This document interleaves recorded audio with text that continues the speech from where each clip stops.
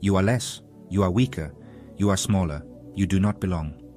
These words are familiar, aren't they? This is a secret war you have been carrying inside your skin, the war that whispers you're already behind before the day has even started. You walk into a room and instantly feel smaller, as if everyone else is brighter, stronger, more worthy of being there than you. You try to speak, but the words stick in your throat. You laugh, but it feels hollow. You pretend you're fine. But inside, there's a voice that gnaws at you. You are not enough. You will never be enough. And when you are alone, when there is no mask to wear, that voice grows louder. It tells you you've already failed. It tells you to settle. It tells you to keep shrinking, keep apologizing, keep disappearing. That war has a name. It is called the inferiority complex, a type of pathological self-belittlement. Every person who feels small carries a history that shaped that feeling, and that history begins in the earliest relationships, life events, and inner responses that form a lasting sense of self. Childhood experiences create powerful impressions, and those impressions shape how a person reads the world, talks to themselves, and meets other people. The mind stores certain events as proof about personal value, and when those early events say, "not enough," the mind treats that message as fact. Alfred Adler described the origin of smallness as a reaction to felt inferiority that begins in the first years of life. A child who cannot run as fast, who struggles to learn to read, or who loses attention in the family will feel a gap between ability and desire, and that gap produces a sense of weakness or lack. Parents and caregivers shape the meaning of those gaps by the way they respond. Encouragement and clear guidance tend to help the child learn and grow, while constant criticism, comparison with siblings, or excessive protection teach the child that the world is dangerous and that personal power is unreliable. Adler called the efforts to make up for felt weakness compensation, and he warned that compensation becomes pathological when it fixes a person into either continual withdrawal or exaggerated striving that hides true need. When striving fails to produce real growth, the mind turns compensation into a fixed belief that the self is fundamentally lacking, and that belief becomes the inferiority complex that narrows life and choice. Carl Jung added depth to this view by showing how the unconscious holds parts of the personality that the conscious mind rejects, and those rejected parts create a hidden pressure that shapes behavior from below awareness. When a child learns that anger, clumsiness, or neediness brings punishment or shame, those traits slip into the shadow, exerts force through sudden reactions, attraction to forbidden choices, and through the formation of complexes, which are tightly charged emotional patterns bound to images of weakness or danger. A person who carries a strong inferiority complex will often deny those feelings in public by wearing a social mask, the persona, which shows the face that the world approves, while the shadow gathers the parts that feel small, ashamed, or unfit. The split between persona and shadow creates inner tension, and the greater the split, the more the unconscious will push the person into self-sabotage or into exaggerated roles that hide true need. Both Adler and Jung emphasized that early social context gives meaning to simple events, and that meaning becomes a lens through which all later experiences pass. A single episode of being laughed at by classmates becomes evidence of incompetence if caregivers echo that view or fail to correct it, and that evidence then colors later attempts at risk, learning, and intimacy. The mind simplifies complex experience into short rules, such as people will reject me or effort is useless, and those rules narrow behavior. Those rules also attract confirmation. A person who expects rejection will avoid close contact, and that avoidance will produce loneliness, which then confirms the original idea. This cycle turns a first small wound into a long pattern of diminished ambition, low self-claim, and a habit of giving ground in relationships and work. Alfred Adler explained that the inferiority complex arises when a person perceives gaps between what they want to achieve and what they feel capable of achieving, and when that perception becomes fixed, it directs behavior in ways that reinforce the feeling of inadequacy. Rather than serving as a temporary signal to improve, the feeling becomes a persistent lens that colors every interaction, every judgment, and every effort. The mind begins to anticipate failure, to discount personal contribution, and to interpret neutral or ambiguous feedback as proof of insufficiency. The machinery of the inferiority complex is highly adaptive in its own way. Early in life, it helps a child survive by avoiding experiences that previously caused humiliation or pain. The child learns to anticipate rejection, to stay small in social contexts, and to minimize exposure. However, over time, this adaptation becomes a limitation. Withdrawal from challenges, fear of judgment, and excessive self-criticism protect the individual from immediate discomfort, but prevent growth, learning, and authentic engagement with the world. This creates a paradox. What initially protects now confines. The individual invests energy in strategies that give short-term relief, but maintain long-term smallness, and the effort spent hiding, avoiding, or overcompensating reduces the ability to act freely. Compensation is a central part of the machinery. Adler observed that people naturally attempt to balance perceived weakness by developing other strengths. A child who struggles academically may excel in sports or social charm. A person who feels physically small may cultivate intellectual skill or work ethic. Compensation becomes problematic when it becomes the primary identity, when achievement replaces authentic self-expression, or when striving turns into an obsession that continually seeks validation. Rather than resolving the inferiority complex, overcompensation can reinforce it by making self-worth contingent on external outcomes, keeping the mind in a constant cycle of striving and self-judgment. Projection also plays a role in maintaining the complex. Jung explained that disowned parts of the self often appear in perceptions of others.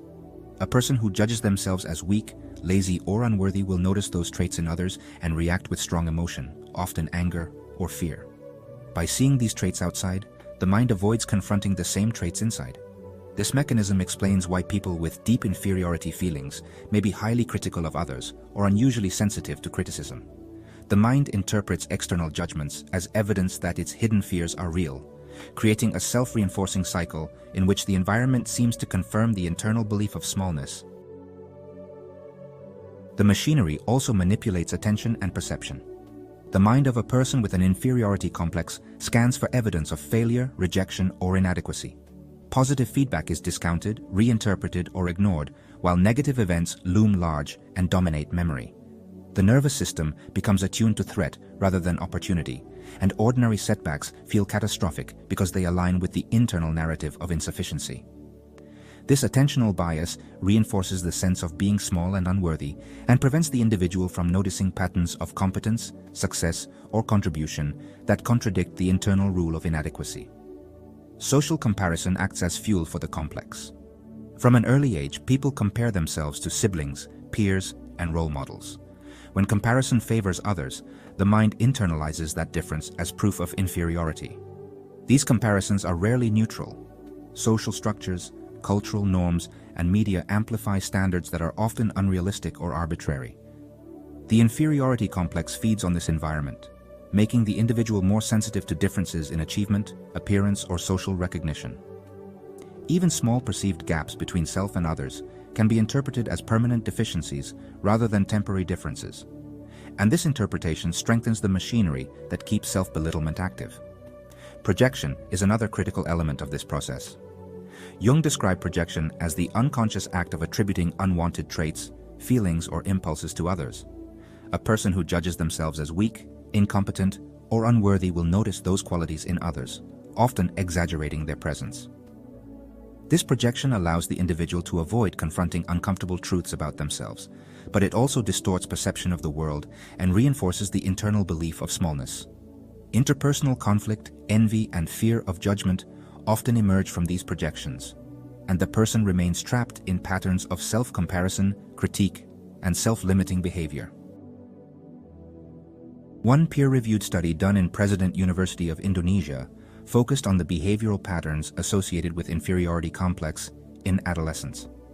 Researchers observed a group of high school students over the course of 2 academic years, assessing self-reported feelings of inadequacy, social comparison tendencies, and patterns of academic and social engagement. The study found that students who consistently reported high levels of inferiority were more likely to withdraw from challenging academic tasks, avoid leadership opportunities, and limit participation in social activities. These behaviors reflected the compensatory strategies Adler described, in which avoidance and withdrawal served to protect the individual from perceived failure. The study also revealed a strong correlation between self-reported inferiority and heightened sensitivity to peer evaluation, confirming Adler's assertion that early experiences and social context shape a persistent internal sense of smallness.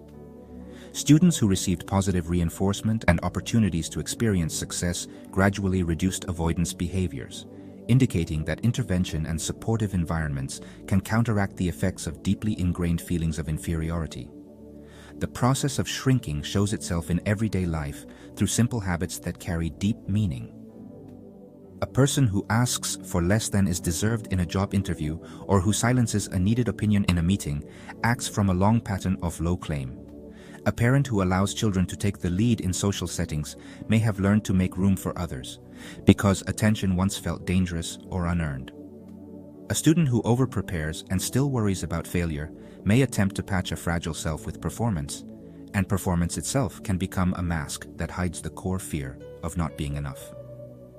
These behaviors keep the self small because they trade real presence and open risk for defensive tactics that secure short-term acceptance. Patterns that begin in small events grow into stories that organize life, and those stories contain the rules that keep a person from full action. Adler described the private life plan that individuals form, and Jung described the complexes that pull attention away from the center of the self. Both ideas describe a single dynamic. Early pain creates a hidden map of what to avoid and what to seek, and that map channels energy into either safe repetition or anxious striving. The map may feel like cautious wisdom, but when it limits growth and deprives life of meaningful risk, it becomes a prison. The first step away from that prison is understanding how the map formed, because knowledge of origin weakens the power of unconscious rules and opens a possibility of choosing new directions. Living beyond self-belittlement requires a profound shift in the way a person perceives themselves, relates to others, and defines value in life. The foundation of this shift lies in understanding that personal worth is not determined by comparison, external approval, or the avoidance of failure. Alfred Adler emphasized that true self-respect grows through meaningful contribution, social connection, and the conscious pursuit of one's potential, rather than through striving to dominate others or meet externally imposed standards. A person who recognizes the influence of early experiences, social pressures, and unconscious patterns can begin to reclaim energy that was previously consumed by self-criticism, fear, and avoidance. By actively redirecting this energy toward authentic action and contribution, the individual establishes a new baseline for self-perception, one that is neither inflated nor diminished. Carl Jung's concept of individuation provides a framework for achieving this balanced sense of self. Individuation is the process of integrating the conscious personality with the shadow, acknowledging all aspects of the psyche, and forming a unified, authentic self. A person who engages in individuation does not ignore weaknesses or deny hidden fears, rather, they observe them, understand their influence, and consciously incorporate their lessons into behavior.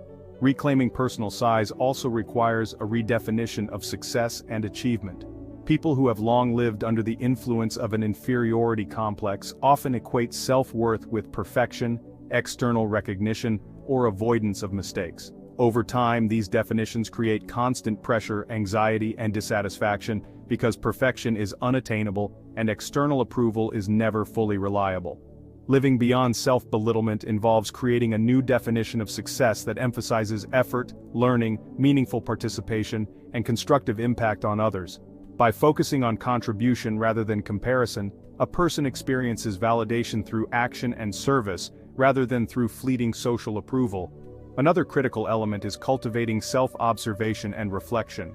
People who have minimized themselves often operate on autopilot, responding to perceived threats or judgments without conscious choice. By developing the habit of observing thoughts, emotional reactions, and behavioral patterns, the individual can identify when the inferiority complex is influencing perception or action. This practice allows for intentional responses, the adjustment of distorted beliefs, and the cultivation of healthier habits. The final aspect of living without self-belittlement is embracing balance in self-perception. Equality does not mean arrogance or an inflated sense of worth. It means recognizing that one's value is inherent, neither greater nor lesser than that of others. Adler emphasized the importance of social interest, the principle that personal well-being grows in proportion to contribution to community and cooperation with others. By participating actively in social, professional, and familial roles, the individual experiences worth that is independent of personal insecurities. Simultaneously, Jung's integration of shadow and persona ensures that internal conflicts do not distort perception, allowing the person to engage fully without fear, avoidance, or defensive posturing. If this spoke to you, share it, because every human being deserves to know their difference is their power.